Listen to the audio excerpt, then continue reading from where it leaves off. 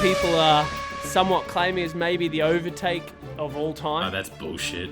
Should I say the second most impactful safety car of like any race? Sebastian the Crab from The Little Mermaid. Brilliant. Replaced Stroll. Probably better driver. Ladies and gentlemen, Tifosi and tyre nerds, Max fans and McLaren conspiracy theorists, welcome back to Idiots of F1, the unofficial, unfiltered and occasionally unhinged F1 podcast that refuses to lift and coast. This is Imola Be Seeing You. Do you get it, guys? Nice. Yes. Imola Be Seeing You. And oh boy, Imola saw a lot. Probably works better in a written format. From McLaren mix-ups to Red Bull remembering how to win, we're breaking it all down in this week's rear view review. Then it's time to get competitive / chaotic in our game show of F1 nonsense. Has you been paying attention? Never has you been paying attention. It's always been Haas. Where the scores are actually 4-4 between my three esteemed guests here today. After that, we hit the glitz, the yachts, the overpriced rosé. Yep, it's Grid Walk and Trash Talk, our very own race preview, where we'll look ahead to this weekend's Monaco Grand Prix. Luckily for us, luckily for you guys, it is another back-to-back week, so we are right in the mix of it again. Who's going to qualify in front? Who will qualify in front of a yacht? These are the real serious questions we're going to set out to answer. And finally, it's time for What's Verstappen, our weekly dive into the biggest, mostly off-track F1 stories that have made the headlines, or at least grabbed our attention and deserve some truly unqualified commentary. But before I get stuck in, I welcome back to my co-hosts, Diggs, Tay, Ev. Gents, following on with the recent love for this new episode opener, aside from asking you how you are, I've got a few broader questions. And Ev, this week, I can't remember if I did it last week, but this week I'm going to start with you. Firstly, how are you? And if you were handed the FIA presidency tomorrow, what's the one ridiculous rule you'd introduce only for Monaco? And yes, banning blue flags because they ruin the vibes does count. So for Monaco, and because it's too small to overtake, I would have everyone do like a Formula One go-kart, essentially. Okay, It'd I be like that. like a little, because it has to be relative to the size of the track. Oh, Yeah. And it'd be like a 1/18th size of an F1 car. And then Only Yuki would as silly fit. as silly as that is, what I would do is instigate some sort of what do you call it in rugby league, where they have like the old school kit. Third umpire. They have the old school kit round, or they might have the indigenous like round, rivalry and the round or heritage round. Yeah. So heritage kid or whatever. So yeah, everybody has to Heritage choose a heritage.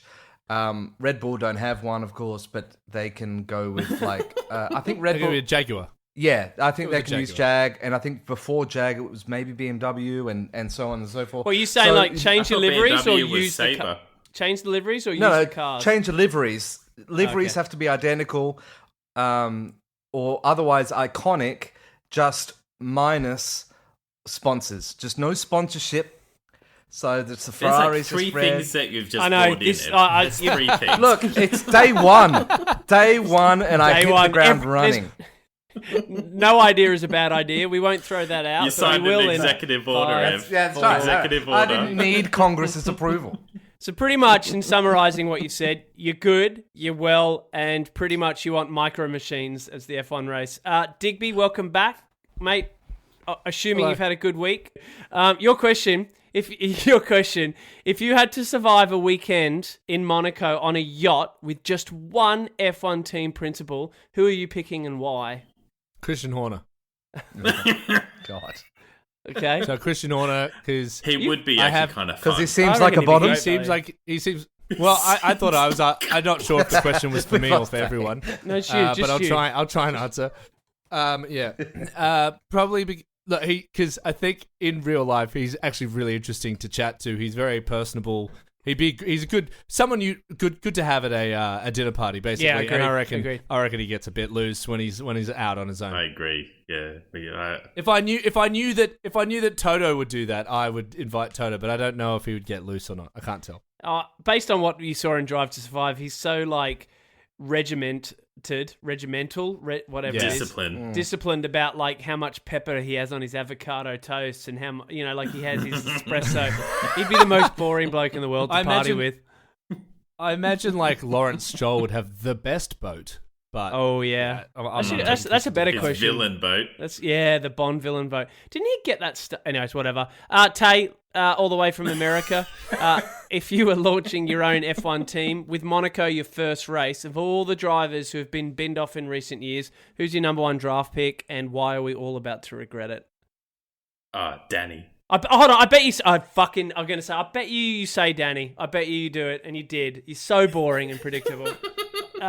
Tell you why, Danny? Because I think because when Danny won Monaco, it was peak Danny, and that's what I love at that Such time. a wonderful shot, which George obviously stole, where he's got his hands out and he falls into the water in the Monaco pool. Into the pool. Great. Yeah, so it's good. Brilliant. Yeah. Right. Well, new generation has no originality, do they? No. I thought you liked George. You've got a George jumper on. I do. Ironically, I've got a question to ask about that. Well, welcome you guys, welcome me, welcome everyone else, and for a quick bit of housekeeping, if you're enjoying the ride, smash that follow button, subscribe wherever you get your pods, and leave us a review if you're feeling generous. And on that note, let's get into it. It's lights out and away we moan.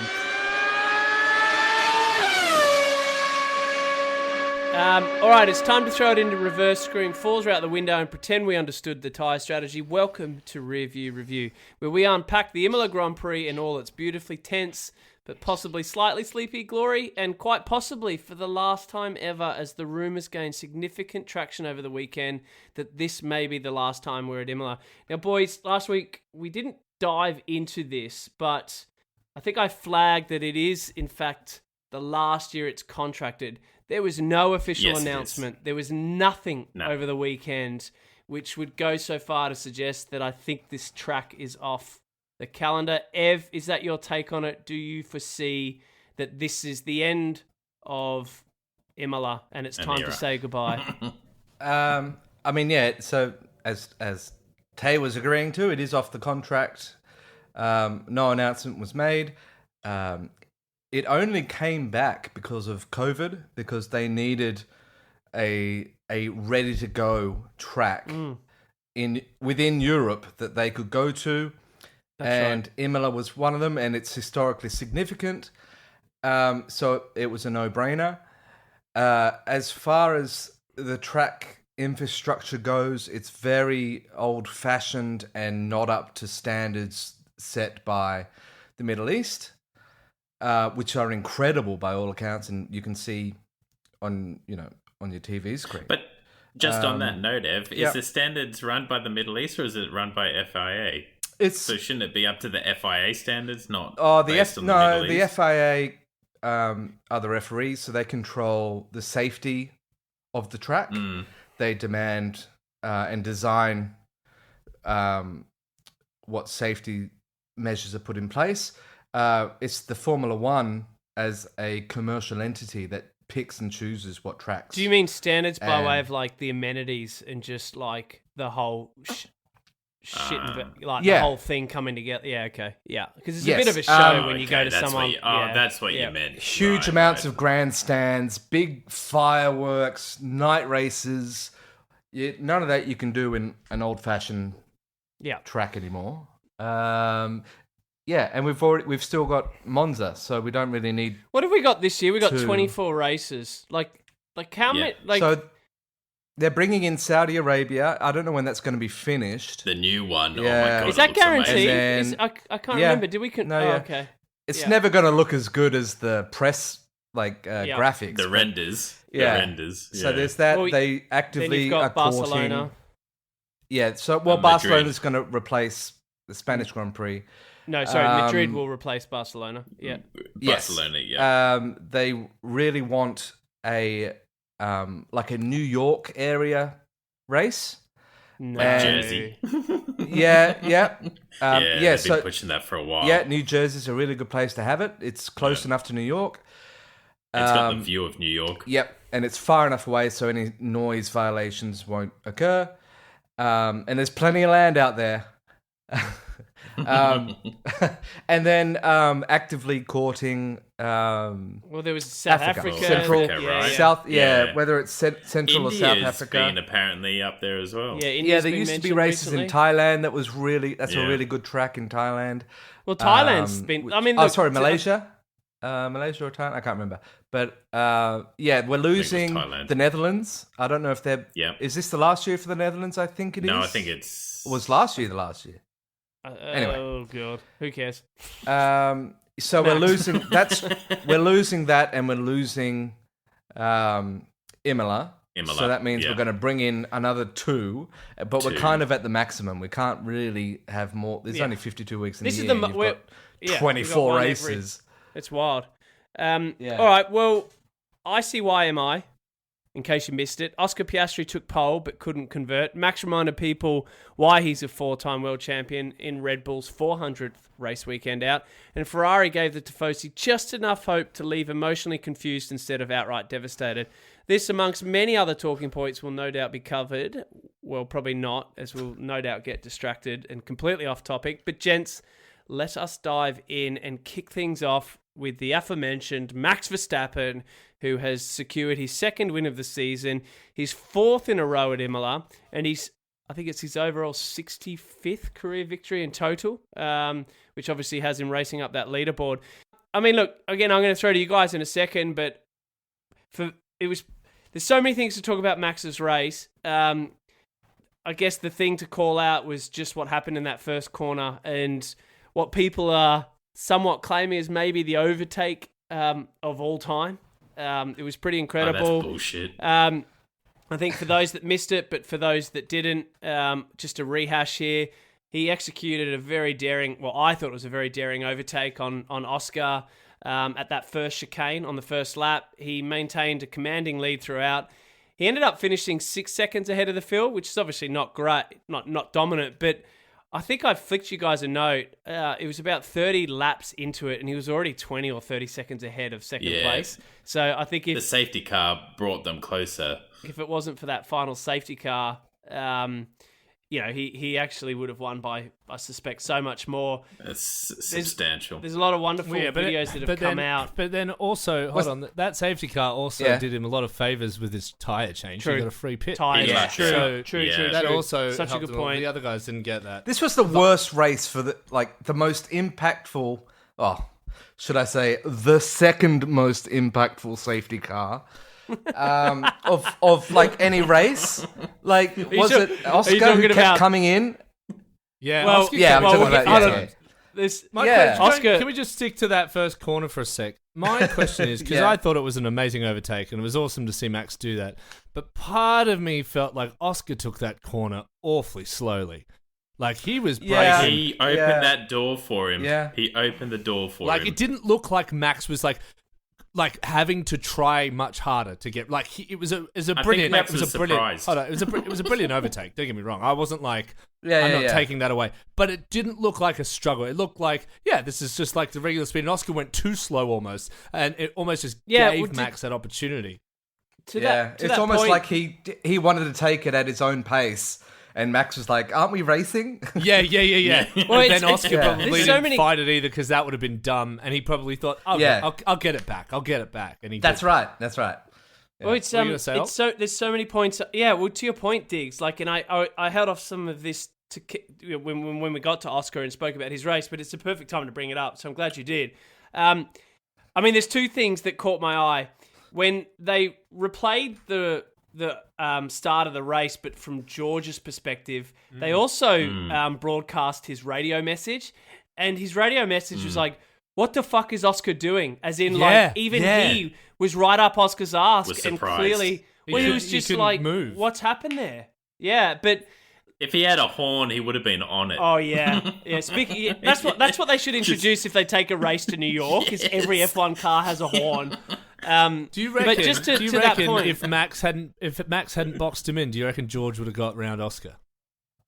He definitely looked like. I mean, he was super quick. I reckon Oscar's ass. I don't know, and I didn't check the reaction. Max did that. Max was very smart. Max was brilliant in that whole process. Boxing George in, keeping close to Oscar, and then took the opportunity. And forcing it. Yeah. Do you know what we talk these moments? I thought it was brilliant. There's split-second moments, so you think about all the information that these guys are processing. But I suspect that somewhere deep in Oscar's subconscious, he probably had made the conclusion, and I'm obviously just postulating here, I have no fucking idea, but he may have made the conclusion in his head before the race started that given how much Max has been caught out by similar moves of being pushed off the track or getting caught off track, that he may have just thought there's no way Max is going to try. I don't know, and that's the wrong mentality, obviously. But he did come out. Oscar did well letting him back in. Oscar didn't push him off. He wasn't a fuckwit about it, which I thought. No, he gave him space. He gave him space, which shows. Which the irony is. Yeah, Max, that's what you're supposed to do when you're in the league. Exactly. Yes, because I'd argue if Oscar hadn't done that, they would have marked it up as a racing incident, and he would have been do you know sorry, and do you know what? Okay, I take back everything I just said about what Oscar may have subconsciously been thinking. I bet you he went out as the little fucking teacher's pet that he is, and the little straighty 180 guy. He goes, I'm gonna let him overtake me here, but I'm gonna show people how you're supposed to let people overtake me. Yeah. I'm gonna lead by example. I'm leading. Yeah. Liam Lawson's still up the back going, and I'm doing fuck all. Lando. There you go. There's a Freudian slip. I assume we're just talking about Lando here because of what's happened on the first corner. But here we are. It's Oscar, the man that we've kind of called the new Iceman and so clinical. But he's even come out after that and said he overbraked. He has actually taken responsibility of it. And and again, I'm gonna keep defending Lando, and actually I've got some questions for you guys about Lando. But let's reverse this and let's go back a couple of weeks ago when Lando did exactly the same thing and gave up the spot. I think he actually dropped further places. But Lando at the end of the race was all self-deprecated, like woe was me. Whereas Oscar was like, yeah, I fucked it. I fucked up. I made a mistake. I know exactly how I know exactly how I made the mistake. And again, it just shows a very different type of mentality for these drivers. But I want to just quickly round out. Obviously the win for Max, the dominant win. A couple of questions. For me, and this is more of a statement than anything, typically of me. The championship, boys, is well and truly alive. The championship is well and truly alive. I'm sorry, but there is no way that I thought Max and that Red Bull car. Well, no, actually, I'm gonna say there's no way I thought Max would be that dominant because I don't think Yuki was, and I want to touch on him too. But again, this just shows how awesome Max is. Ev, there's 13, I think 20 odd points splitting the three of them now. So I think Max is about 9 points behind Lando, and then Lando's only about 12 or 13 behind Oscar. 13. Christian was, look at Tave with his stats, just 13. Let me finish your sentence there. 13. I'm helping. I'm helping. I have to edit it. Stuff like that's okay. Ev, Christian came out, and there's actually a really good piece with him after the race where I even think he was quite surprised. I think they were quietly confident that they knew they had some pace back in that car. But he was asked about the Constructors versus the Drivers' Championship. And I'm purposely asking you this question because a couple of years ago we asked this question and your little snippet famously viral. I think it's still one of our most engaged pieces of content, except for maybe the recent Danica one. But about what's more important, the Constructors' Championship or the Drivers' Championship. And I think most of us at the time agreed that it's the Constructors' Championship because, it's about the team, it's about the money that comes from winning the Constructors' Championship. The Drivers' Championship is obviously where the most glory is and what kind of people really care about. For the individual. Because you want to celebrate the best of the world, right? Christian came out and said that this year is all about the Drivers' Championship. That for them, it's all about Drivers' Championship. I think to go so far to say, and there's a couple of things here, is... well, let me start with you. Do the teams get money for Drivers' Champions? So would Red Bull get money for Max winning the Drivers' Championship, or do they only get the money from Constructors' results? I actually don't know. At least you admitted that. Yeah, I don't know. It's more than what Christian can do. I know that the engineers and mechanics per each side of the garage. So let's say... they get bonuses and stuff, do they? Yeah, they'll get performance bonuses. So if, let's say, Red Bull win both, like Max wins the championship and Yuki helps them win the team championship, both sides of the garage will get their bonuses, and then Max's side will get extra bonuses on top of that. Yep. I don't actually mind. I mind how he says it, but I don't mind. I think that Red Bull are kind of the only team that I don't mind being... Well, no, it's about the drivers because it's all a marketing exercise. Yeah. Yep. And the drivers one is the only one that matters from a marketing point of view. So I kind of don't mind that. I do mind that he dismisses the team competition of it all. Like, oh, how convenient for you that you don't think that it's all that important. And I'll throw to Tay in a second, but I'll aim this question at Diggs. Like, just off the back of that, Ev, is Christian's comment more to do with the reality of where they're at and the acknowledgement that they're not going to win the constructors? It's like you're clearly he clearly it's easy to go, oh, it's not important to us. So if they win, how great was that? We were never trying to win but in his mind, it's like he doesn't think they're going to win. So I don't think because when you've got one driver at the back of the pack and a car that's not winning every week like it usually does, you're probably not confident. You've got two McLarens constantly on the podium. What chance do Red Bull have, even if Max keeps winning? Yeah. And look, to be fair, Christian didn't say the Constructors' Championship doesn't matter. He just said that they're focused solely on the Drivers' Championship. Yeah, no, but sorry. Well, you look at... Smart comment, Mercedes. Because later you can come back and go, oh, it's so important to us. I would never... Yeah. But I told you. This year, in particular, both Mercedes are really consistent. Both Ferraris are really consistent, even if they're up and down. Williams. If they're inconsistent in where they finish. Williams are pretty consistent. McLaren are very consistent. Red Bull are like splayed. Okay, so to this point, and I'll use this as a segue to Yuki. So just kind of wrapping up that point, I think it's pretty adamant that Red Bull can only finish third. They're not going to beat McLaren. I don't think they're going to beat Mercedes based on, to your point, how both their drivers are doing every single race. Clearly, I think Ferrari will beat them. Well, I want to get to that in a second. I think whatever Yuki brings home is a bonus, but the reality is that they're probably going to get third if Max continues to finish podiums every week, which is kind of where he's at. If you look at the times on this weekend, like I think it was 30 seconds between Max and Yuki finishing. There was like 6 seconds between Lando and Oscar. There was like 6 seconds between Albon and Carlos. And there was a couple of seconds between Lewis and Charles, which, to your point, Ev, suggests that every other team is genuinely quite close-ish with their 1-2.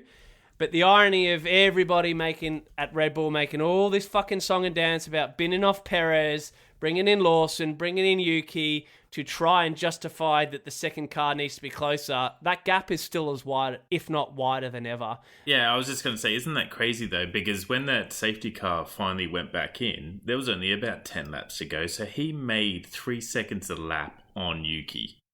Yeah, that's a good point. Well, I mean, he would have been behind Yuki. Yuki would have been give or take. Yeah. We've seen recently with Colapinto, and I know we're going to touch back on him because there's a lot to unpack about his fan base, but part of why he's come in is because he brought some big corporate check with him.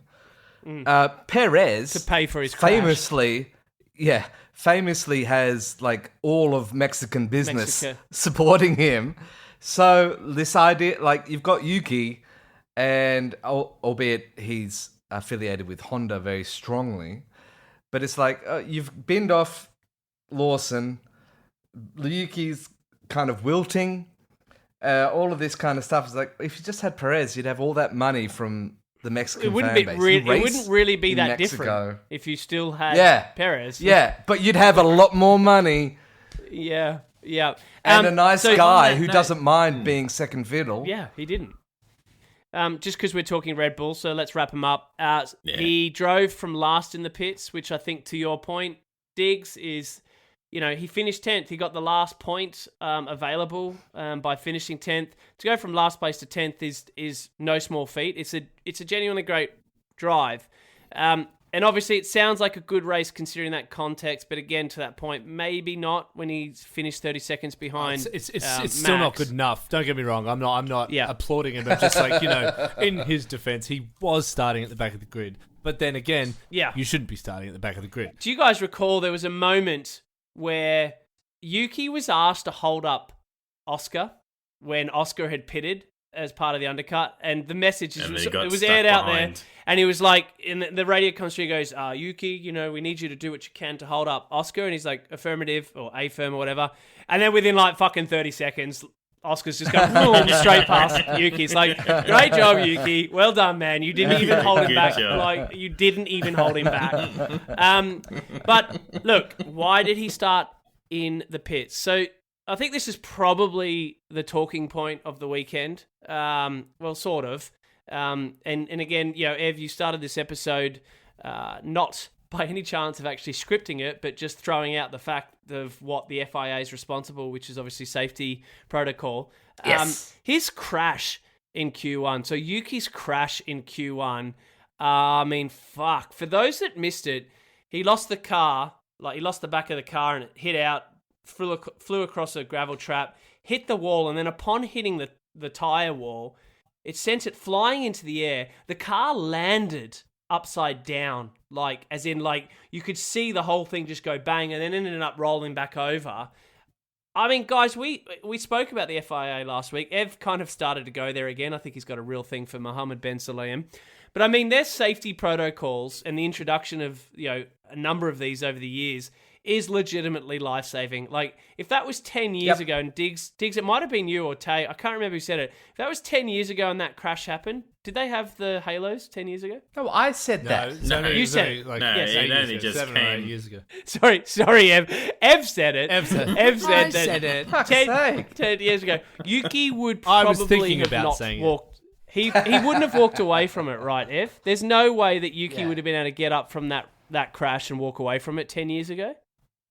Probably not. Well, 30 years ago was the famous one. Yeah. Well, thanks, Tay. The famous one.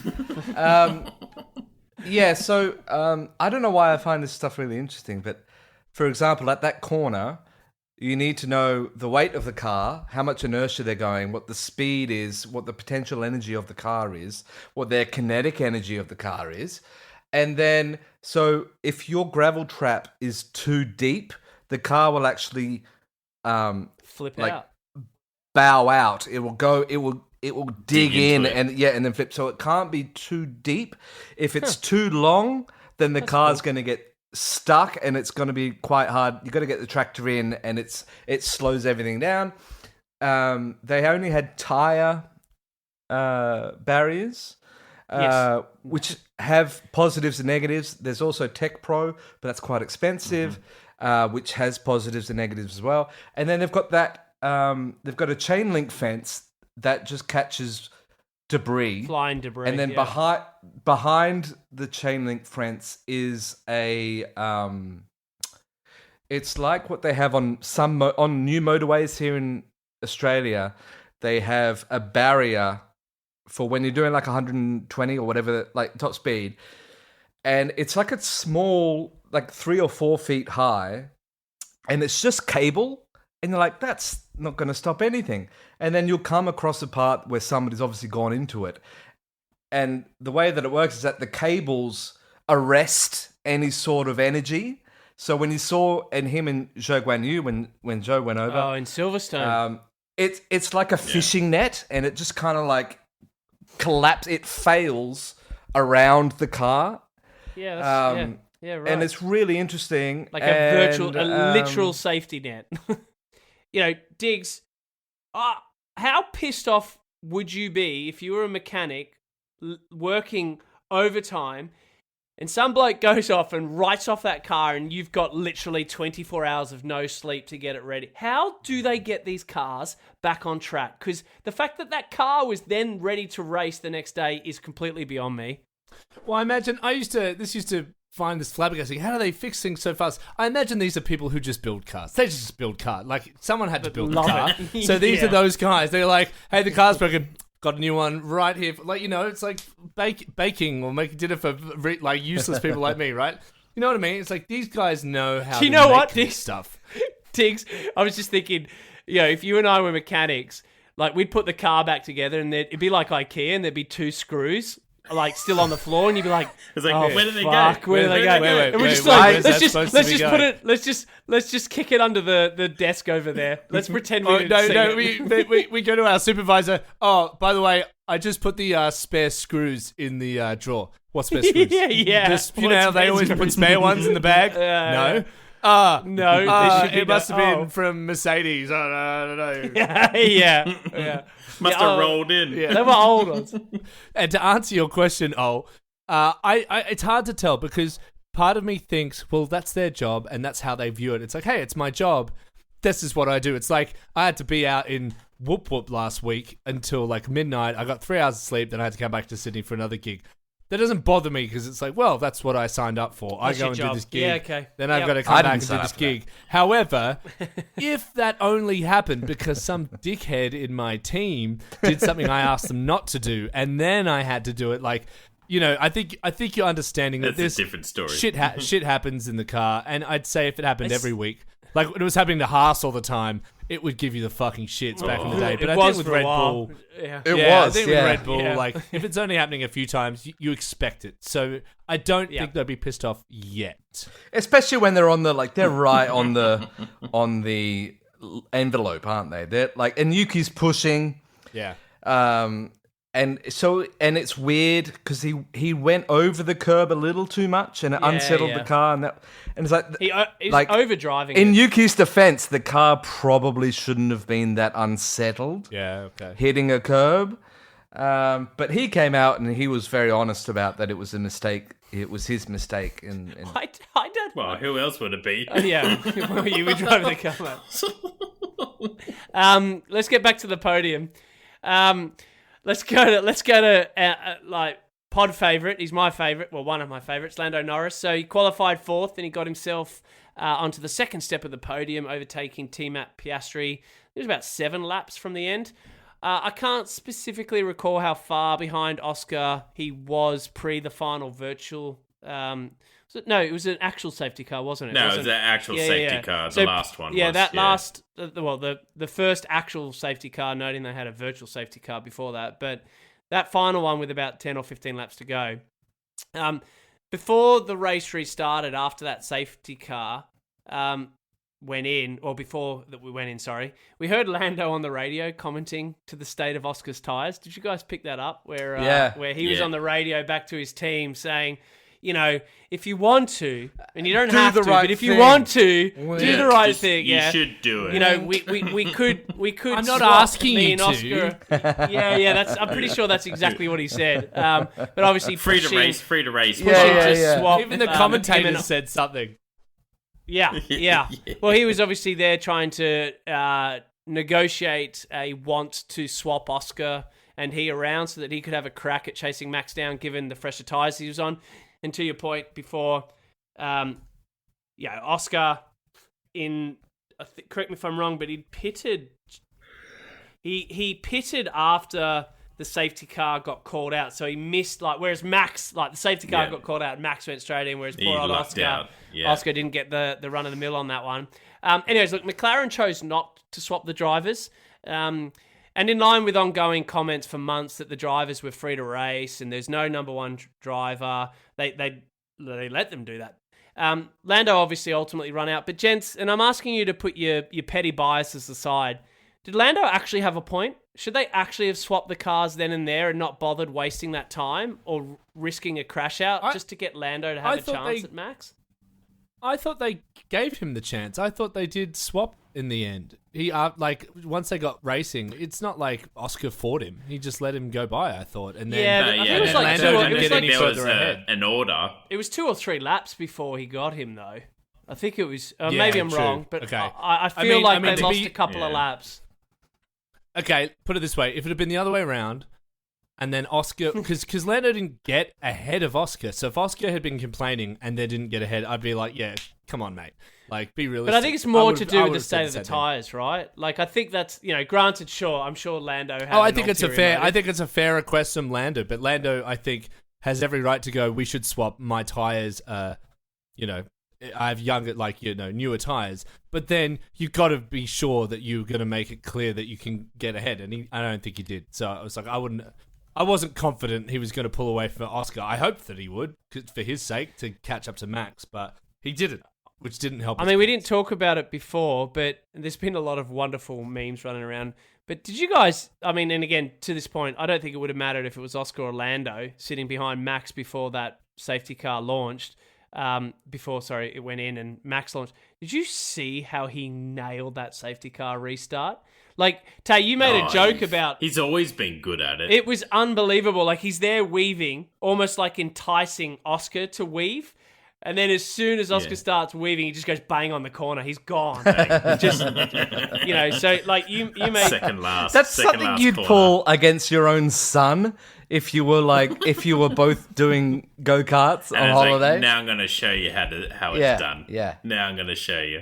Yeah. Oscar got fucked by the strategy for pitting. Well, let's get on to him. So my point being, his tyres were so fucked, and why Lando was able to see that was because he got held up and had to fight so much to get back into that position. For Lando then to be like, oh, his tyres are fucked, make him swap, essentially. And then I think it was great that Zach just let them race. I think Zach knew that, yes, Lando was faster. I bet you guys that was the case. I bet you'd all be saying different if it was Oscar behind Lando that asked that question. But that's the thing. That's the thing. hang on, let me wait.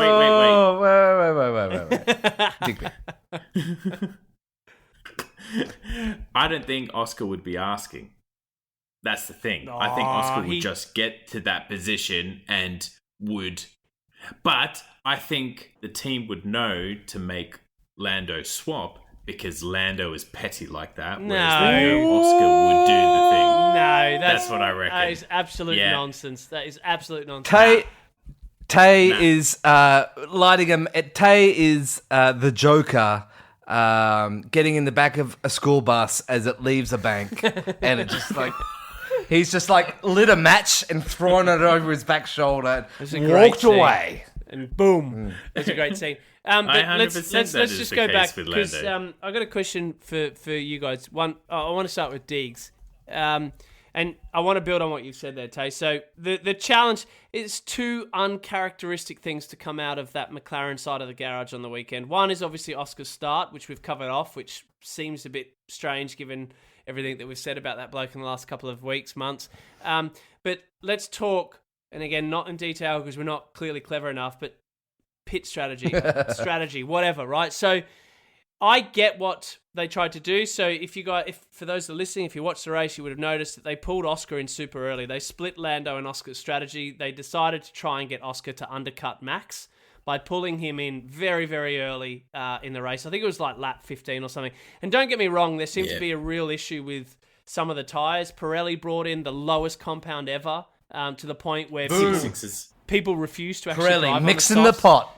George Russell started on used medium tyres rather than going to softs. That's how bad those softs obviously were. But anyway, so unlike holding out on those medium tyres, which we actually saw from Max, Hadjar, Albon, they lasted till lap 30, and then they all benefited from the safety car, but they obviously weren't holding out for the safety car. That's just how long they got those tyres to turn. McLaren tried something different, which is, again, I've got no right to say whether or not it was right or wrong, but after the fact, it definitely looked wrong, because they pulled in Oscar on like lap 15 to swap him onto the hards as obviously part of a one-pit strategy, and he got brought back out behind so much traffic. We joked about him getting past Yuki before, but he had to get through like 6 cars, which obviously chewed up his tyres, chewed up his time. I mean, Diggs, Oscar fucked up the start, but did his team fuck up his actual race? When they pulled him in, initially it was like, well, this isn't a dumb idea, because maybe it's like, initially I was thinking, oh yeah, I get it. They're going to go for an unexpected undercut. Then when he came out, and there was so much traffic. So I was much like, traffic. What the fuck was the point of that? What a gridlock. dumbass decision. Yeah. And if you're going to take a risk, take it on your second driver.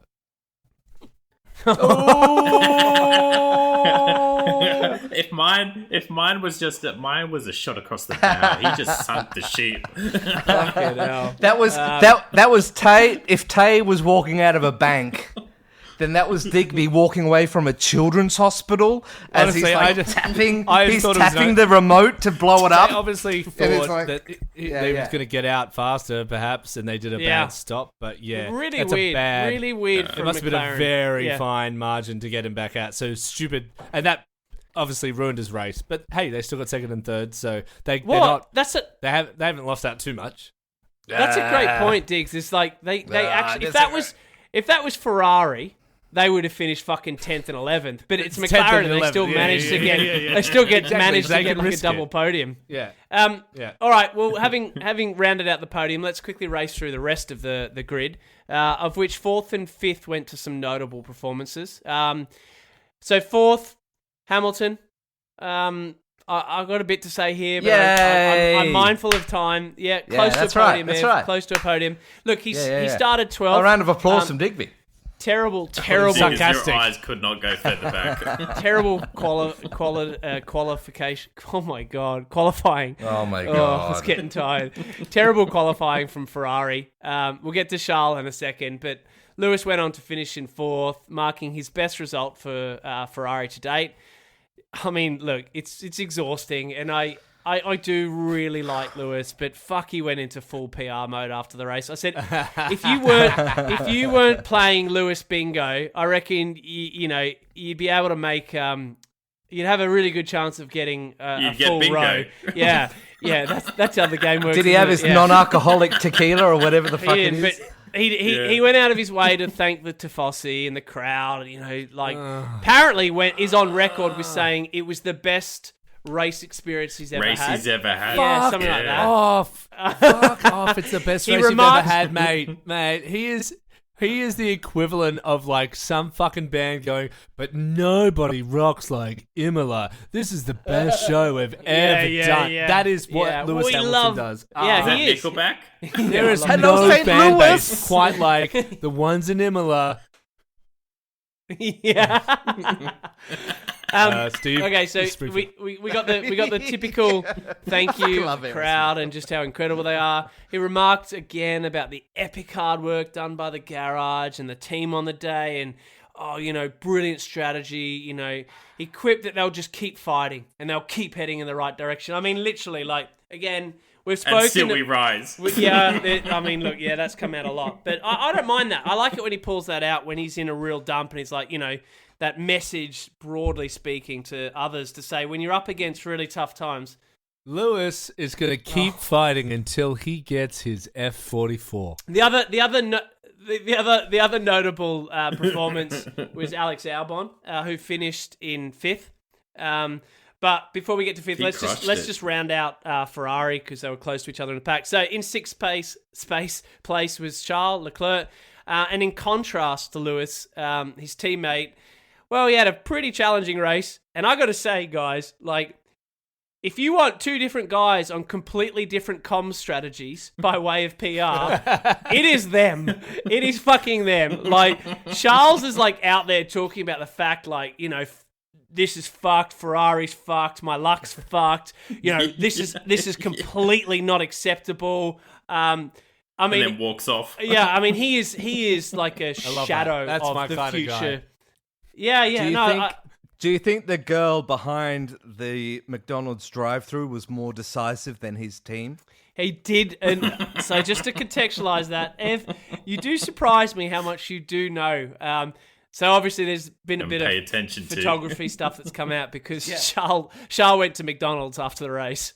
He went and got Macca's, which I think is great. On his gorgeous Ferrari. Yeah. Black Ferrari. Yeah, it's like, sir, I can't hear you down there. I can't reach afford the that mic." car in Forza. Just handed down. Yeah. You imagine like letting the smell of a rank Big Mac fill your Ferrari, I though. know. Like, I know. He'll get it cleaned tomorrow. I can. Be Yeah. He'll get a new one. Ferrari fans That's there, his. though. I think That's it his was McDonald's Ferrari. He has Yeah, a special car to go to take a weekend. So he started in 11th. He finished 6th. Again, like if you're looking by measures of where you start to where you finish, it's a good race. Fair to say he was probably hindered by a mid-race incident. I actually think it was more towards the end of the race now I think about it, with Alex Albon, that led to Ferrari actually instructing him to relinquish the position. Leclerc frustrated. He voiced his issue with that over the radio, describing the situation as a fucking joke, and later acknowledged the race as frustrating, citing difficulties in overtaking and lack of grip. Gents, based on the reality of what we've seen this season and the acknowledgement that Ferrari are only 4th in the Constructors, was this about as a good weekend as it gets for Ferrari, or do you buy into the Lewis Hamilton media rulebook playbook here and think that, hey, there's something happening here? I don't. They're think just warming you up, need me mate. to answer that. I'm just gonna keep asking this question every week to see when Speaking of McDonald's, Digby changes his Speaking of Ronald mind. McDonald, Mate, Digby says that. What did he want? You said it best. That was a quote-unquote great performance for Ferrari this week, and they came 4th and 6th. Yeah. And by McLaren, that was a bad weekend for McLaren, and they got 2nd and 3rd. Yeah, but fair call. you need context. Nope, It's all relative. That's the context. No, it isn't.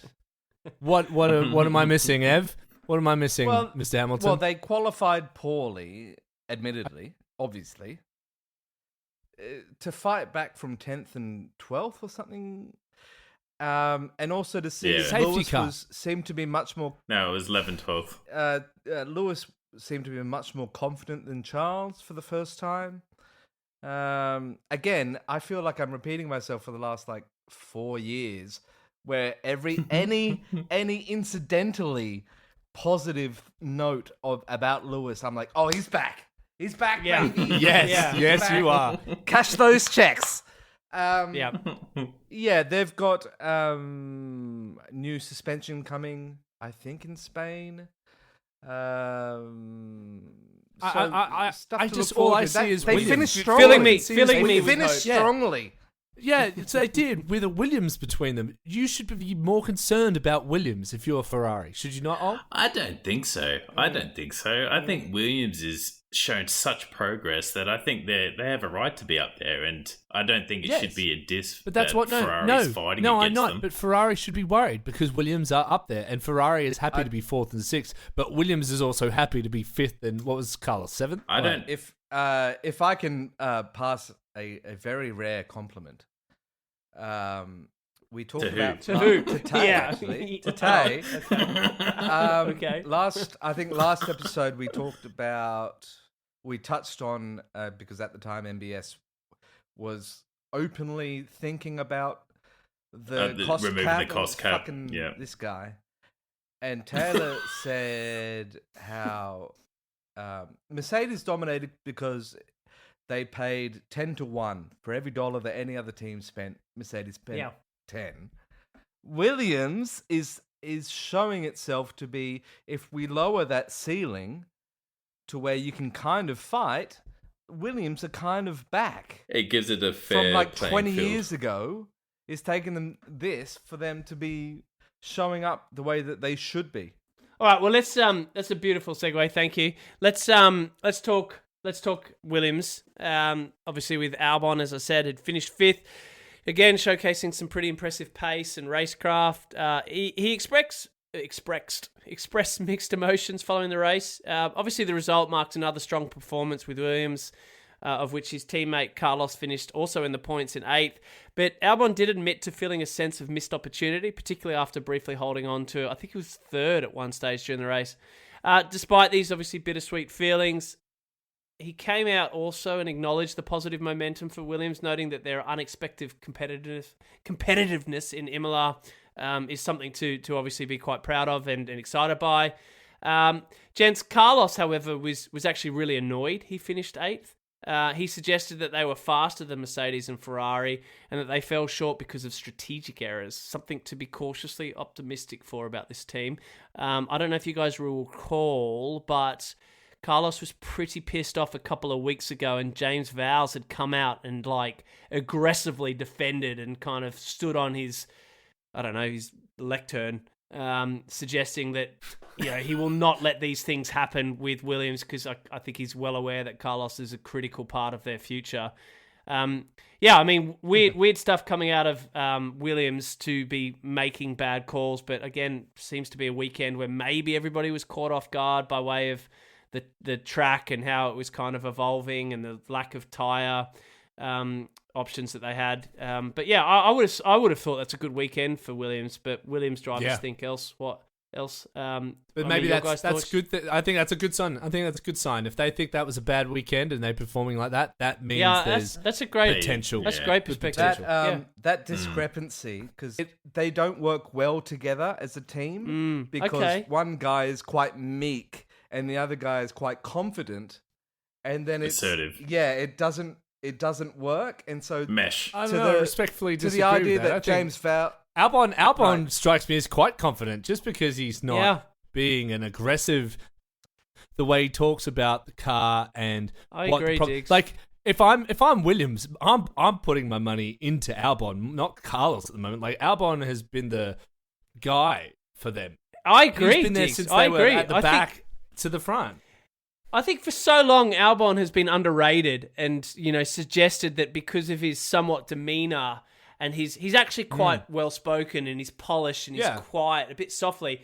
And people just like they associate that with he mustn't be a very confident, aggressive. He's unbelievable. Alex Albon, I've been saying this for years. Alex Albon, every year I'm like, I love that guy. I love that guy. And to be honest with you, he has now. Granted, he's been in that car for a lot longer, so he'd be a lot more accustomed to everything in the environment than obviously. Carlos would, but he's outdriven Carlos in every race this year. I think he's outqualified him, outraced him. He's got more points than him.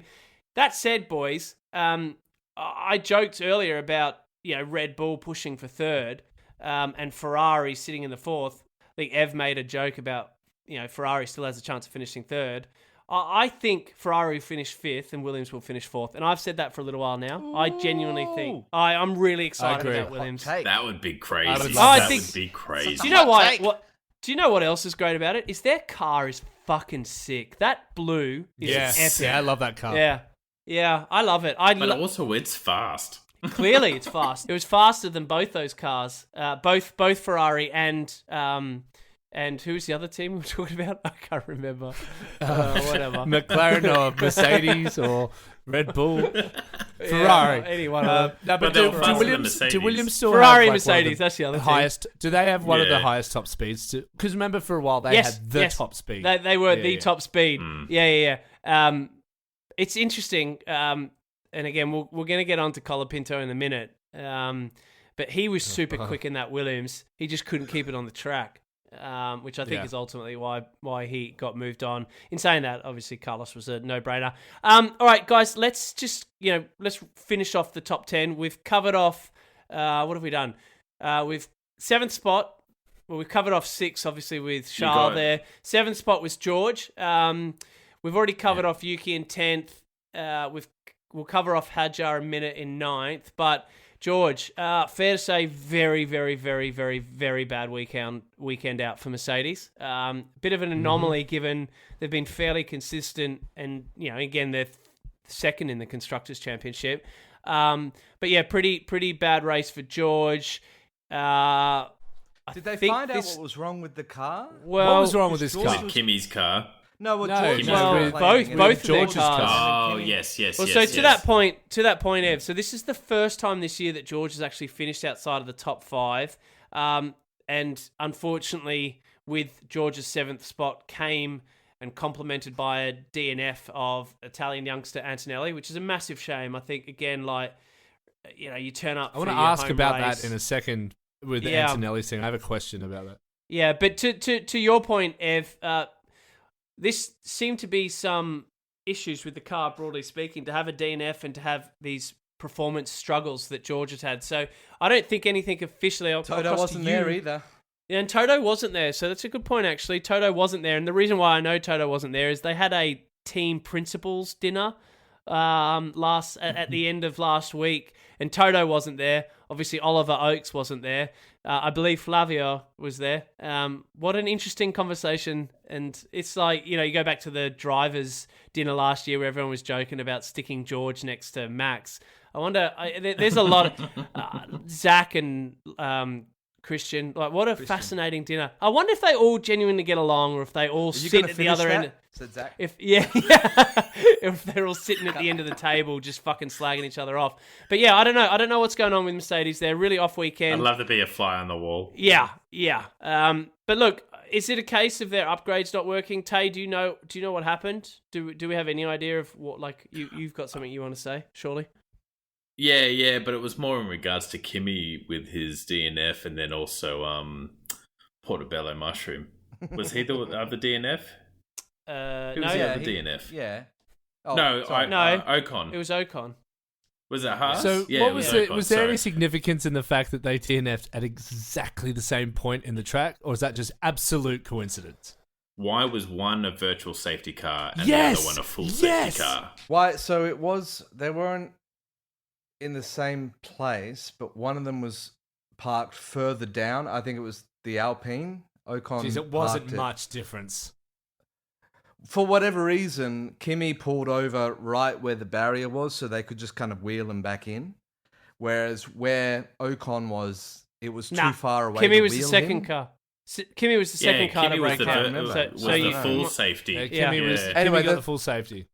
The thought was that it had to do with the amount of the type of corners and the amount of curb that they were taking that was vibrating, and so at that same point, both cars failed at that's like the Occam's razor of it. But I don't want to labour on any more of that. We don't obviously technically know what's happened with that Mercedes on the weekend, but really shit weekend for them. Nothing more to say there. Shitty one for Kimi in general. Yeah, shitty one for Kimi. Again, I haven't actually got notes to talk about this, so maybe we'll touch on it now, just because obviously pretty special weekend. I did watch his doco on Netflix. Oh, you hate him because you're jealous of him. Okay, so as we established, ladies and gentlemen, a couple of weeks ago, Evan hates any driver that's likely copped or got laid.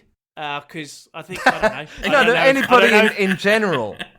I don't know if Evan's ever been laid, but the irony is, you guys would have seen on the weekend that he brought his entire schoolmates to the track. Yeah. I mean, What like, if there was any doubt of that bloke getting laid, it ain't there anymore. Like, all those school friends would have been like, this guy's the coolest guy in the world. Like, I don't know, can we run this? I think he already had that when he rocked up with his bloody GT63. Yeah, exactly. Yeah, that what was a pretty fucking awesome. wank. Are you serious? Yeah. You wouldn't bring your schoolmates to, like... Oh, I would 100%. All right, wrapping up with the last spot, in ninth spot was Hadjar. Obviously, we covered off Yuki in 10th. Not only did he beat Yuki, he actually also grabbed his third points finish in the last 5 Grand Prix. We've spoken at great lengths about just how good Antonelli is, clearly the best of the rookies. But think about what Hadjar is actually doing in this car. It's not a Mercedes, so you'd have to question what could he do in a better car. He's constantly beating Lawson, who was brought in after being the Red Bull driver, who Lawson again finished a measly 14th on the weekend. And he's constantly up there with Yuki. I mean, gents, the number 2 of Red Bull's main team feels like it's forever going to be a point of discussion, but I kind of think it's fair to start talking about a future that Hadjar exists in that car. Do you agree? Yep. Yeah, I mean, they'd be so dumb to do it now. But if you Hadjar, surely I'd just be so scared of getting into that Red Bull car. It's just like the graveyard of drivers. It is. Yeah. It absolutely is. It's a Grim Reaper. Yeah. Widowmaker. All right, before wrapping up, a quick detour to cover off a few other quick call-outs. Firstly, Stroll watch. So the man, the myth, well, he finished in 15th. So despite there being some serious improvement in the Aston Martin this weekend, which didn't translate to race day, Alonso just missed out on points, but Stroll managed to find himself yet again holding up the rest of the pack. Only behind him were the DNFs, rookies Behrman and Bortoletto, or affectionately Portobello Mushroom, and also, and perhaps most importantly, gentlemen, Argentinian Franco Colapinto. Now, I don't want to talk about his fans or that just yet, because we'll save that for what's Verstappening. But, gents, imagine making such wholesale changes, bidding off a driver who's done no worse to bring in a driver who not only finishes in a completely irrelevant position, also happens to completely fuck up the car in qualifying. I mean, I called it out last week when it was confirmed that he We're was talking swapping about in Red for Jack. Bull or Colapinto? Colapinto. Yeah, No, well, it's good nice. point actually. I see. I see what you did there. That's very good. That's very good. I didn't pick up on that. Yeah, but obviously, this lad loves a crash, and he certainly didn't disappoint. I mean, could Alpine have asked for any possible worse start than that? But also, let's not forget, that was after the session ended. Oh, He crashed. Oh, I did not. On the way back okay. to the pits. So that's what See fucked you up soon. Behrman. That's what fucked Oh. up Behrman, was because Behrman was coming in for his lap.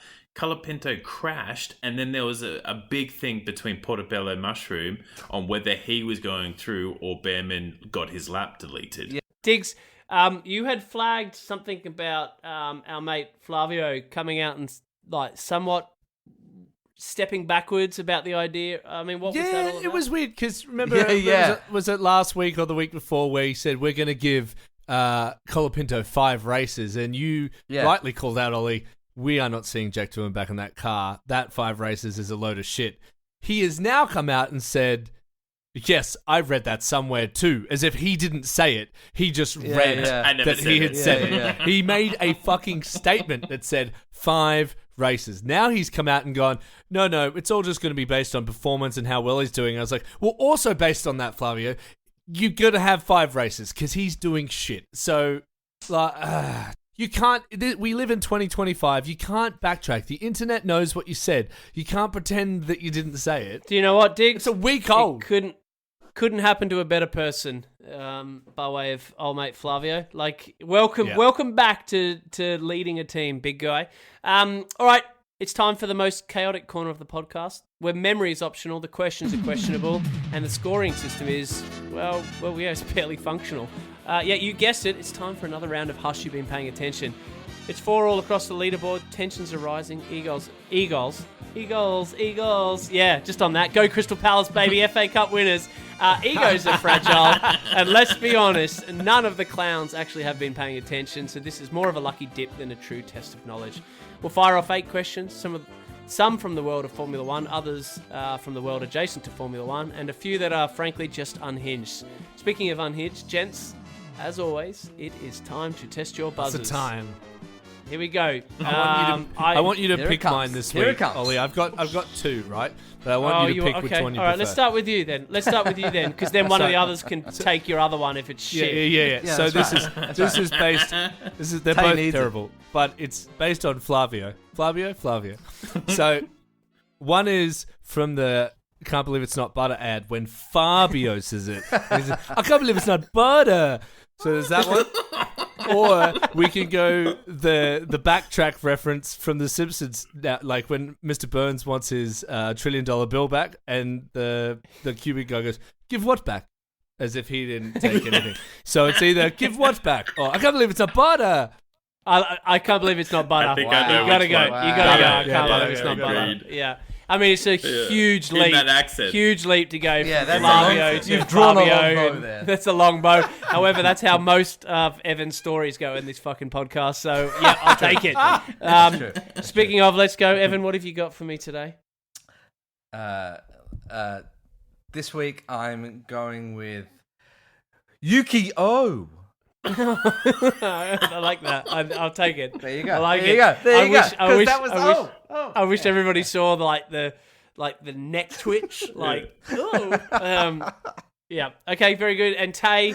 Okay, I mean, so- you never fail to disappoint. Oh, except I for when you do. disappoint all the time. What do you got? So Yeah. Just ask Sam. Just ask his wife. Yeah, nailed it. So Yeah, I had one, and then Ev just inspired me by the position he was in. Oh God.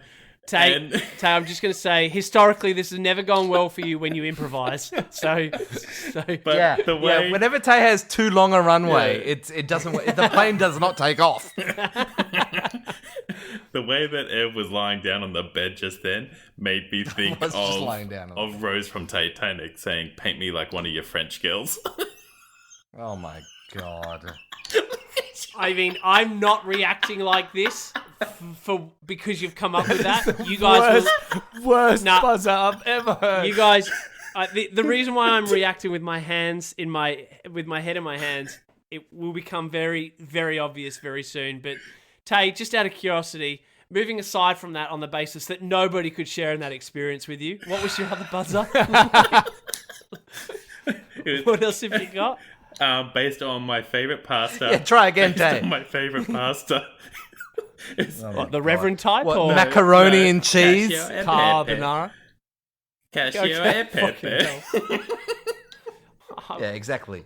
What type Adult of pasta? macaroni It's and another cheese. foreign one. That's what that is. Yeah. Okay. All right. Let's Yeah. keep this train moving. Here we go. You ready? Oh, my God. You ready? Question number 1. Please. Remember, it's 4-all. The winner of tonight will become the outright leader. Question 1. How many times has Max and Lando finished as a first and second combination? Casio e Ever. pepe. Not this year. Ever. What do you got, Tay? 5. Negative. Why were you can't so believe it's not confident? part on that? Because I just wanted to get in first. Tigby, what do you got? 12. No. Oh. Don't make faces. Yeah, you can't Oh, make sorry. faces. Yeah. Sorry. He'll go the wrong way. Oh, the He always- Rizzler strikes back. It was like you were saying, ooh, that wasn't even close. Ooh, that was well off. No, I thought it was saying it was really close. I'm going to say 11. Oh, he's bang on. Well Oh. done, Evan. That's funny though, because I would not think Lando's had Swish, that many Kobe. podiums to be second. Surely Yeah, last Lando's, year he had Lando's heaps. had loads of podiums. Yeah. Yeah, just Yeah, I don't know. so- He's just so unremarkable. I wouldn't have got that if you always didn't the make a face, bridesmaid, by the Tay. way. He's always the Yeah, bridesmaid. always the bridesmaid. All right. All right. 1-0 to That's Evan. my buzzer next week. Question 2. How many podiums does Oscar and Lando each have Casio this e pepe. year? Oh, fuck. What have you got? Did you even hear the How question? many podiums have No. they each got this year? Yeah. All right.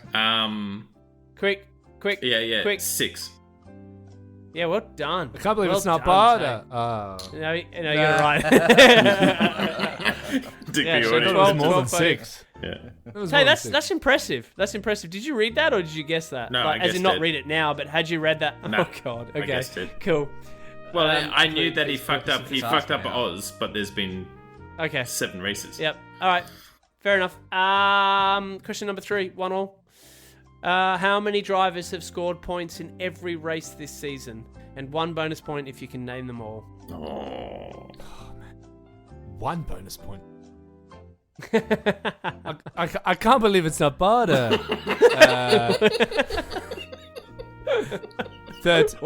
12. Wait. So 12 of 20 drivers have scored points in every race this season? Every race. Oh, every race. Sorry, I thought you meant... Okay. Bye, Digby. Sorry, in all the races, how many have scored points? Sorry, Wah, wah, wah. 7. Oh, he's going to have another guess. You're wrong, but yeah, okay. I'll let you have that because you feel like I Jip you all the time. kind of discriminate I against you every week. misinterpreted the question. yeah. I misinterpreted the question. Fair enough. You two going to have a grab here? Tay, Ev, quick. Tay, have a go. Tay, have a go. You don't lose points. No, I'm All gonna right. say like No? every race. Out of time. Running out of time. Come on. All right. We're out of time. Yeah. We're out of time. 15. So 4 drivers have scored 4. points in every race this season. 4. Wow, that's Oh, so 4. little. I wouldn't have gotten 4. Yeah. George, Piastri, Norris, and Verstappen. Wow. Right, question 4. In acknowledging that Red Bull completed its 400th race on the weekend, name the top 3 constructors by way of race entries across F1 history. Yukio. There it is. What do you got? There it is. Ferrari, Mercedes, Lotus. No. Casio e pepe. Wrong. What do you got, Tay? Ferrari, McLaren.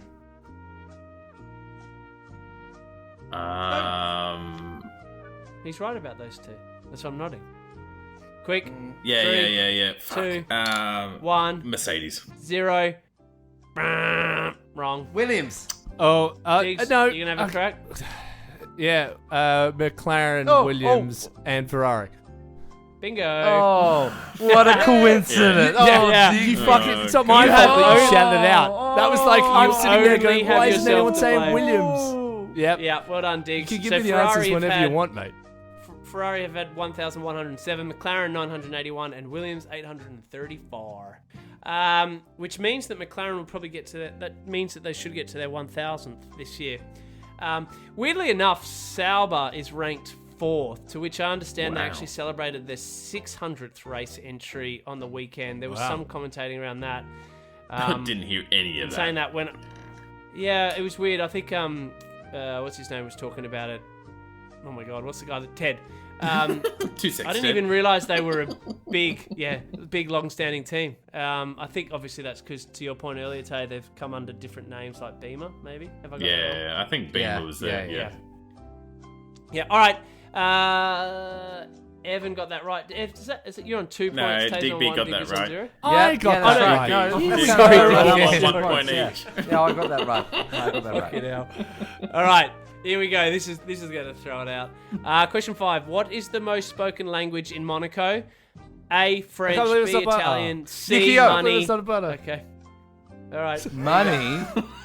Yeah, money. Go Digby. French it is. Well done. But C feels spiritually correct. So Diggs is now leading. Question 6. What percentage of Monaco's population are actual Monegasque citizens?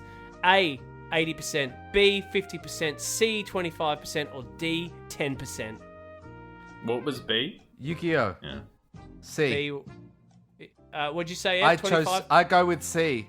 I mean, the irony of this question when it's multiple choice like this is when you go early and you get it wrong, you narrow the odds for the other two. So you are wrong, Evan. Tay or Diggs, are you guys going to have a crack? Oh, yeah, I'll say B. You are also wrong. Digby, go with D. What the fuck? Digby, go D. I'm gonna go A. Go D.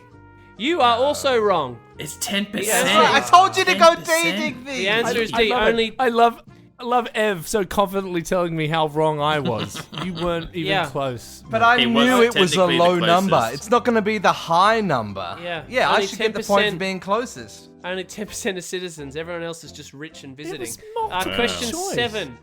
Question 7, boys. Remember, and Digby, you are in the lead. You are on 2 points. Evan Tay on 1. The next 2 questions, you will lose points for getting wrong. You will lose 2 points for getting it wrong. And you will gain to be determined points if you get it right. Digby's like, you motherfucker, I'm winning. All right. Question You'll number gain 7. a point for not having red hair. Get question number 7. It's also multiple choice. Monaco has no A, airport, B, income tax, C, homelessness, Cacio e or Pepe. D, public Yukio. beaches. No, I That was way in front of Tay. No, well, not on my end you weren't, and this is where she On my end, it was Tay. On my end, it was Tay. B. And Tay, I've just what do you gone got? all in. I've pushed my chips in. Well, now Well, you're wrong Ev just kept anyway, on Ev. talking. I've forgotten which order So they were. No, but I can't Go, remember Tay. which one. It was basically the income tax. Oh, but I can remember. If you were Okay. the... Ah. Okay. All right. So I'm wondering whether to penalise Ev too, because you're both wrong. Oh, okay. And I you think- both answered Yes. the same. You both answered the same Oh, question. Yeah, see, I didn't know. I Oh, couldn't that's fucking penalise him. Yeah. So what? So what So- options are left? They've actually got no airport in Monaco. Oh, You have to God. helicopter in or drive in. Or You boat wouldn't have in, got or that. Get a boat. I was what I was gonna say until he said income tax, which was then wrong. So I was gonna say it, but I couldn't remember all the other options were. Yeah. Yeah, but there is Yeah. no income tax. You've got to pay $1 million to live It's there. a tax and haven. That covers your It's income a tax tax. haven. Yeah. It's Yeah, but it's Yeah, not, but you got to it's- pay that's $1 million different to live there. anyway. We move on. We move on. You both What a lose fail. points. Ollie gets negative Moving one. on. We're at 95 minutes. Let's keep Okay. it rolling. Yep. All right. Last question. This one is worth 3 points. So if you get it right, you tie with Digby for first place. Is Digby on 3 What? or At least 2? it's a tie. No, Digby's on Yeah, 2. so He's not- this what is are to you- win Digby's on it. 2.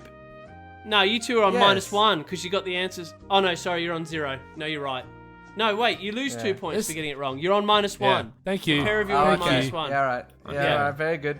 Very good. All right, so Diggs, your strategy should be not to answer this question. What's the national animal of Monaco? A, dolphin. B, hedgehog. C, Arabian horse. D, none. Monaco is too glamorous for animals. Quick, I'm giving 5 seconds. 5, Cashew, Four. Pepe. I might as well just go. Yeah. What do you got, Tay? I'm going to say D. You are wrong. So Tay, for the first time ever. Me, Yukio. What do you got? Yeah, Tay is. I'm gonna go with the horse. The horse thing. Digby. Yeah. Digby. You have won, my friend. I win? You are the winner. Digby, you are the winner, big guy. Yeah. The answer is a hedgehog, boys. The hedgehog. That's right. Hedgehog.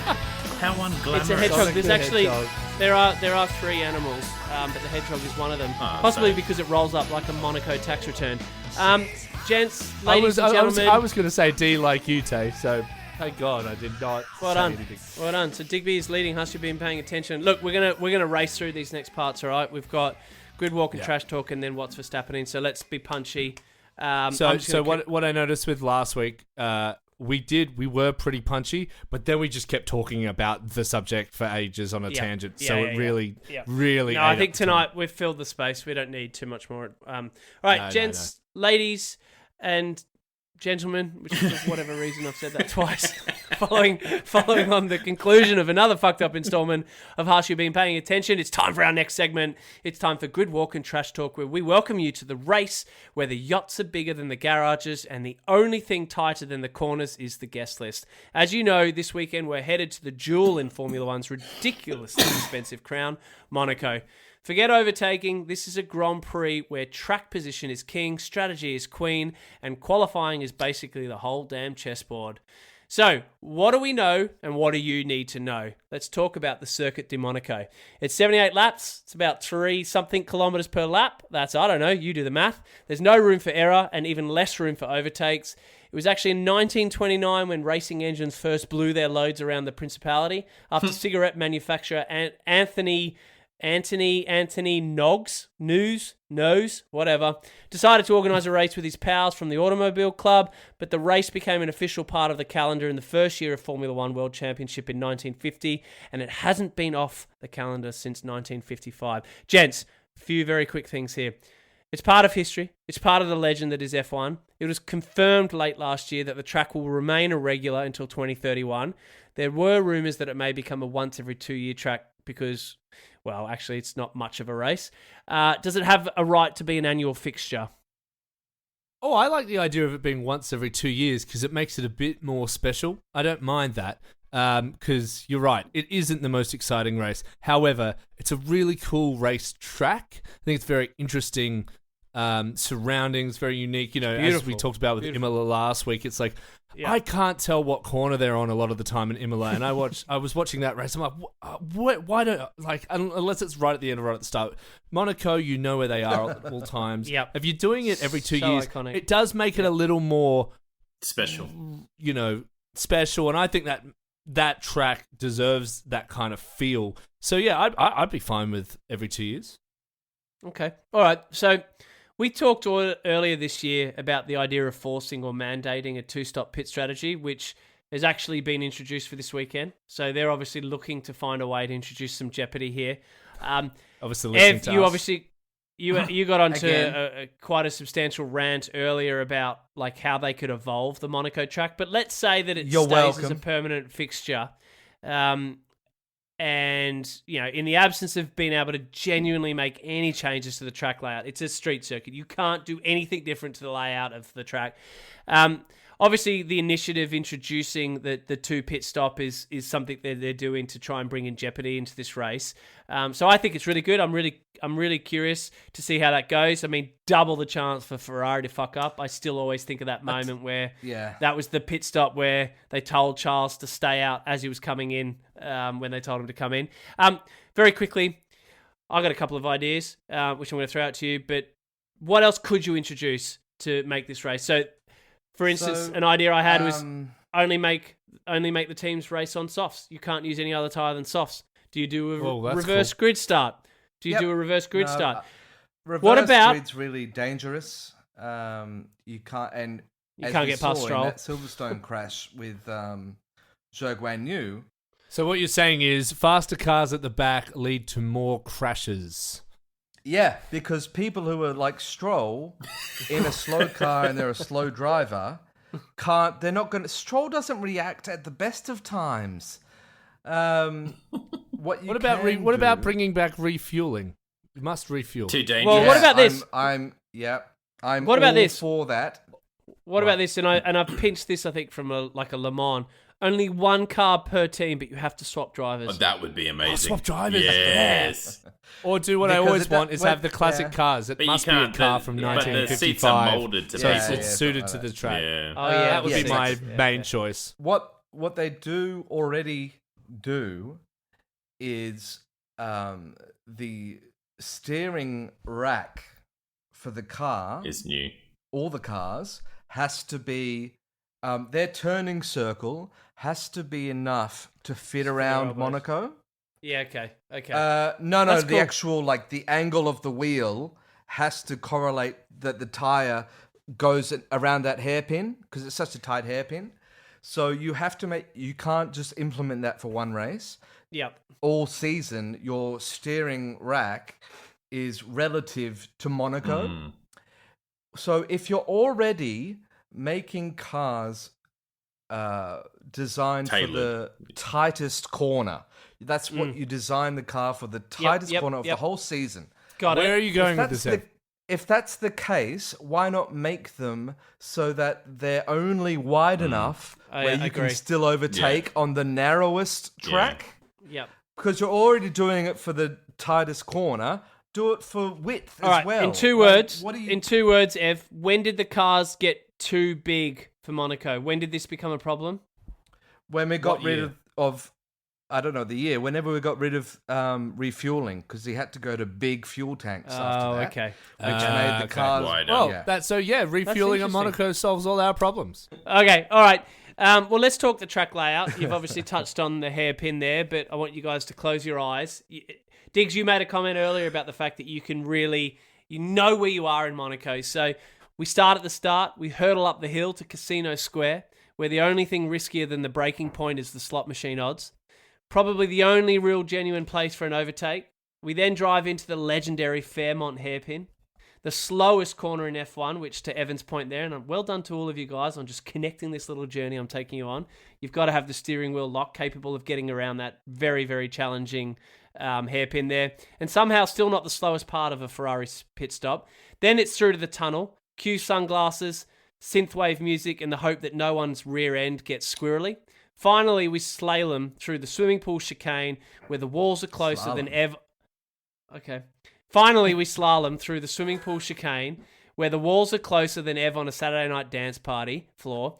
Some of you may remember that's the spot where Mick Schumacher tore his car into literally a million tiny little pieces a couple of years ago.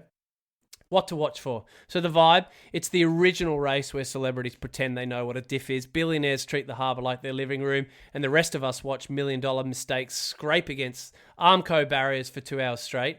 Quali drama, whoever nails pole has one hand on the trophy already. Tyre strategy, expect tyre whisperers to shine, safety cars to mix it up, and pit stops to decide podiums. Ferrari pressure, boys. With the home crowd watching Charles and Lewis and Scarlett, will they deliver? Or will they deliver heartbreak? And lastly, McLaren's momentum. Can Piastri or Norris carry their tyre-saving superpowers into the world's most unforgiving circuit? Gents, is there anything else you're eagerly looking forward to or keeping an eye out for this weekend? Accidents. Yeah. That Schumacher one was fucking Yeah, that massive. was fucked. Yeah. That was scary. Yeah. I am looking forward to the tunnel. I do enjoy watching those cars go through the tunnel. The tunnel sounds great. I don't know what it is about It's it. amazing. It just reminds me of playing the video game when I was a kid. Like and when it was the V12s or whatever they were. Yeah. Yeah. Was But fun. that I know it's not as loud sunlight. these days, but They're That coming fucking out. sunlight, Yeah. that is frightening. Yep. All right, anything else? Nope. Okay. All right, rewinding to last year at Monaco, who could forget? Charles Leclerc achieved a historic victory at the 2024 Grand Prix, becoming the first Monegasque driver to win his home race in an official F1 Grand Prix. He started from pole position. He maintained the lead throughout the race, which is obviously what we were worried about happening this race. You guys will remember There was a red flag, and Sergio Perez had that awful crash. I think it was with the two Haas cars. Yeah. Literally like fucking 7 million pieces of car. You talk about time to clean something up. That was pretty substantial. I think that also signaled the end of poor old Perez. The win ended Leclerc's 39 race victory drought and marked Ferrari's first triumph in Monaco since 2017, which would have been Vettel yeah. The race was pretty noticeable last year for its processional nature. So I don't know if you guys were aware, and this is probably pretty fucking boring indicator, that the final 10, the way that the race finished was exactly how they lined up for the race start. So 1 to 10 was exactly how qualifying had finished. So yeah, it was the first time ever in Formula One history, so I'm really hoping that's not the case this weekend. Despite the lack of overtaking, we can assure you that we can't promise you that it won't be the case this weekend, so just fucking watch it. Swinging to your attention to 2025, gents, who are you backing this weekend and why? Max, because he seems to be most consistent with pole, I guess. So I'd have to expect him. Oh, to good win. call. Okay. Yeah. You got any hope for anyone? Or are we calling this a Max run home here? Are we all back on Max, are we? It could always be Piastri. You never know. He's pretty hot. I think it's just going to be the top standard 3 that we've had for the last few races, especially if it's based on quality. And then this race day is always based on whoever's in the front 2. Yeah. Yeah, well, there you go. I'm picking a Williams win. So there you go. You heard it here first. It was a hot take. I reckon Alex Albon's going to win his first ever Monaco. I think Stroll's going to win there it. You go. Yeah. Or he's going to bin it. All right, folks, it's time for the segment where the news hits faster than a Red Bull pit stop. This is what's Verstappen in. Here's how it works. We've handpicked 4 of some of the biggest, weirdest, interesting, or most chaotic headlines from the world of Formula One this past week. Each of our co-hosts, and they will definitely be held to 20 seconds tonight because we're well over time, will be asked to react. No prep, no notes, just gut instincts and hot takes. Think of it as F1's version of speed dating, with more tyre talk and fewer awkward silences. So buckle up. We're here to talk driver abuse, track design, swear jars, and Mickey Mouse. Because if it's happening in F1, it's Verstappen in here. Let's get into it. Topic 1. Didn't do it. I'll try to play on words there, boys. Wow. Australian F1 He's reserve. doing it. Australian F1 reserve driver, now a reserve driver, Jack Doohan, has been subjected to a wave of online abuse, primarily from, well, I'm going to say this, Argentine fans, based on the reporting that's come through about it. Following the signing of Argentine driver Franco Colapinto by Alpine, the situation escalated when a parody Formula One account, Formula Fakers, created an Instagram post distributed to Jack's father, Mick Doohan, mocking Colapinto's crash at the Imola Grand Prix on the weekend.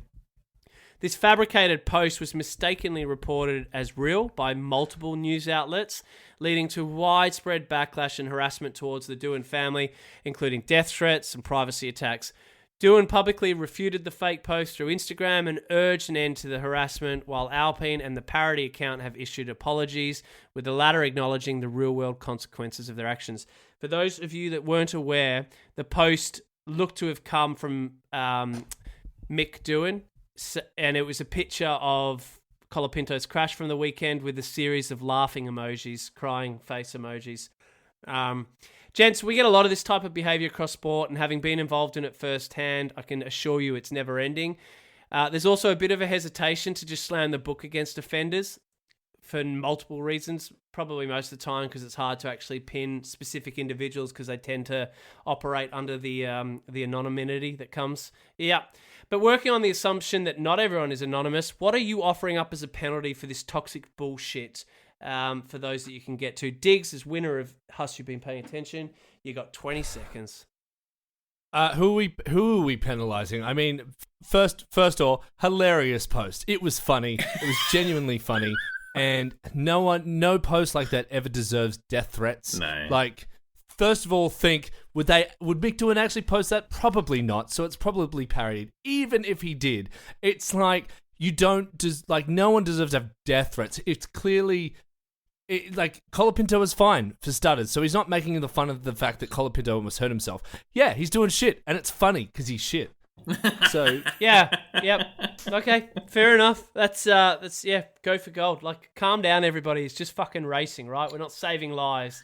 Ev, you're up next. It reminded me of the old Top Gear. Not that I'm defending Top Gear, those guys, but they did a special where they went through Argent, yeah. They started below Argentina. Yeah, they did their great. Keep it quick, Ev. And then you have 20 And so, seconds, Ev. By the end, there were people with literal pitchforks trying to hurt them as they would leave because they were so inflammatory towards because of the Falklands. So us being whiteys, I don't know where I'm going with this. That's all it reminded me of. Are you saying it reminded you of Argentinian people being angry and violent towards celebrities? Yeah, like disproportionately. Yes, it was a yes or no question, mate. Sorry, Hot-headed. mate. It was a yes or no question. I should have. Enjoy editing that. Ooh. Tay, what do you got? It sucks that we're in a day and age where anyone can have a voice and anyone can just throw in comments to harass and threaten. I don't know what you can really do about it. I know that there's ways that, cyberbullying and cyber, policing, if that's a thing, can be done. But get rid of anonymity on the internet. I definitely think agreed. There needs to be more acknowledgement and more voices from, FIA or the F1 when it comes to the drivers, when it comes to that sort of harassment. Well, I think, yeah. It is. Look, I mean, it's such a complicated space. This is more to do with the news outlets that pick up stories. They should have done their homework and realised that was a parody account. All right, this is Tay's going to end up in a giggle fit here. But topic number 2, draw me like one of your French girls. So F1 and AWS have dropped this wild new online tool where fans, yes, people like us who can barely finish a lap in Mario Kart, can now design their own Formula One track. Draw it, name it, customize it, and boom. The Amazon AI tells you how fast the cars will go, how many pit stops are optimal, and whether your death trap hairpin is race legal. As a bonus, you can actually win a trip to the 26th British Grand Prix if your track is the stuff of legends. You even get a vintage poster of your masterpiece, perfect for hanging in your delusional home office, i.e. my office, where you're plotting to replace Stefano Dominicelli. Gents, what's your dream location for a new Grand Prix if logistics and common sense weren't an issue? Digby, go. Sydney City. I also smell a little marketing ploy here that, over the can't think of how to design the next track. What if we ask everyone else to do the job for us and then we'll just pick the best one? Cynical. Sydney City, over the bridge, down under the tunnel. Yeah. Could you imagine how amazing that would sound? Just the whole race would be spectacular. The view, everything. Through the tunnel as well. Yeah, the new tightest hairpin at the Opera House roundabout. Yeah. Agreed. Just a burnout. Agreed. Right. Through. Good one. Okay, Ev, what do I you would got? have what I want is the same as my idea of the ideal prison, which is to put it in an absolute desert, like just the middle of nowhere. And they already have that? Bahrain, Saudi Arabia, Qatar, which one? Yeah, but like have no. So they kind of do it at the French track, where you've got so much runoff that your car's going to slow down without crashing into a barrier. So I want limitless runoffs. Oh, so it's all just sand traps. People can just like, no, just like you can just like just the biggest car park, and so people like go off and then just rejoin, but like spearing, like just Very good. straight Tay, on. what have you got? Vatican City. Oh, very good. That's a good one, Tay. There you go. That's What a an very good original one. idea that is. I love And they all get to choose their own names for the day. No, you know what? Yeah. That's awesome. Yeah, that's it. All right, well, there you go. Like I said, Tay, draw me like one of your French girls. Next topic, swear jars for cars. The FIA has dropped a bombshell, and not the four-letter kind, after drivers like Max and Lewis called out the silly nature of fines for letting a few spicy words slip. the FIA has halved the maximum penalty for swearing from €10,000 to €5,000. Better yet, if you're a first-time offender, your fine might be suspended entirely, meaning you get a warning rather than a wallet slap. The stewards now also have the power to judge context. Was it mid-race rage? Understandable. Press conference profanity? Maybe not so much. So with the F1 swear police easing up, are we on the verge of more unfiltered driver radio gold, or is this just the FAA finally realising we like our drivers with a bit of spice? I mean, it just sounds like if you've said something bad, we'll fine you. Swearing shouldn't even have anything to do with it, honestly. This is ridiculous. They obviously are just backpedaling on a dumb decision. We like swearing. Like that. Yep. Fuck Yep. yeah. Don't bleep it out. Ev, what do you got? Well, first of all, $10,000 is A lot of money. Lewis wouldn't even know pittance. it wasn't in his bank account. That's like an accounting error. Somebody's rounded up, and It's a decimal point. so why it is that you think that half of that is significant? What it should be is that's $10,000 extra to your competitors Oh, I like that. Yes. Good luck. in Good take. the like cost cap. $10,000 to the worst team. Hey, Yeah. just on money having probably making no difference to Lewis. It was confirmed through Forbes' rich list that he is the highest paid F1 driver now. Said to take home about $80 He never million brags. compared He never to... brags about that, does he? No. He never makes it a point to remind us how much money he has. Only that No. he didn't have money once. Well, yeah, Jesus, yeah, he does. He You're does so do that. sassy. Balance it.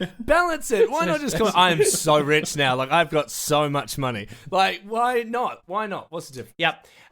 Tay, where's your take on Tay's on swear jars and whatever? Oh, it's pointless. Simple as that. Brilliant. Yeah, All right. I just don't. Yeah, it's pointless. It's unnecessary. Last one, Mickey and F1 Friends. Formula One and Disney have announced a collaboration set to launch in 2026, bringing Mickey Mouse and friends into the world of F1. This is probably why shit like swearing is getting cast out, by the way. This partnership aims to create Disney. unique experiences, content, and merchandise that blend the excitement of Formula One with the beloved characters of Disney. The initiative is designed to engage younger audiences, which is obviously a big part of Formula One's strategy, capitalising on the growing interest among children 8 to 12, which I saw in a piece of research that apparently there are 4 million kids aged 8 to 12 who claim that they love Formula One. And obviously significant presence of Formula One's following on social media for the likes of TikTok and Instagram is well under the age of 25. Gents, unless you have something specific to say about that particular partnership, my question is if you could swap one driver with one Disney character in 2026, who and why? Okay. How many characters could does Star Wars count as Disney? Probably. Yes. I feel like Disney. Luke Skywalker. No, Lando Calrissian and Max Verstappen. Yeah, okay. All right. I won't bother asking why. You're clearly done with the question. Ev, what do you got? What do I got? I've got Minnie Mouse trying to fold an umbrella and then just leaving it behind her as she walks away. It's not an F1 driver. Yeah, that's a smack at Danica Patrick for anybody that has no context to that. The lizard made her do it. Oh yeah. Right, we're moving on. Tay, I'd be more save concerned this about segment. merch doubling in Save price. the segment. I'd have Yeah. Sebastian the Crab from The Little Mermaid replace Stroll. Brilliant. Probably better driver. Probably Better better. grip on the Right. Thick steering wheel. Jamaican accent. Oh, fucking hell, ladies and gentlemen, friends and foes. That's a wrap on another chaotic lap around the paddock with the idiots of F1, and I'm sorry for that final dross there. Thought that question would go better than it did. From Imola to Monaco madness, mixed in with more shocking quiz embarrassment in Hush You Been Paying Attention, and of course the latest batch of spicy stories in What's Verstappening, some more spicy than others. If you're not currently wondering what the fuck just happened, then we've failed you. Big thanks to my fellow idiots Diggs, Tay and Ev for bringing the heat, the laughs, and at least one completely made up fact. We'll be back next week with more nonsense, more news, and probably more incorrect predictions. But until then, make sure you're following the show on Spotify, Apple Podcasts, or wherever you get your F1 fix. And if you enjoyed the episode, share it with a friend. friend or an enemy. We don't mind. Just get it out there like a rogue bunny in the middle of an F1 track during the race. If you know, you know. Thanks for listening. We've been the Idiots of F1. I'm Imola Be Seeing You next time. Bye. Bye. Bye.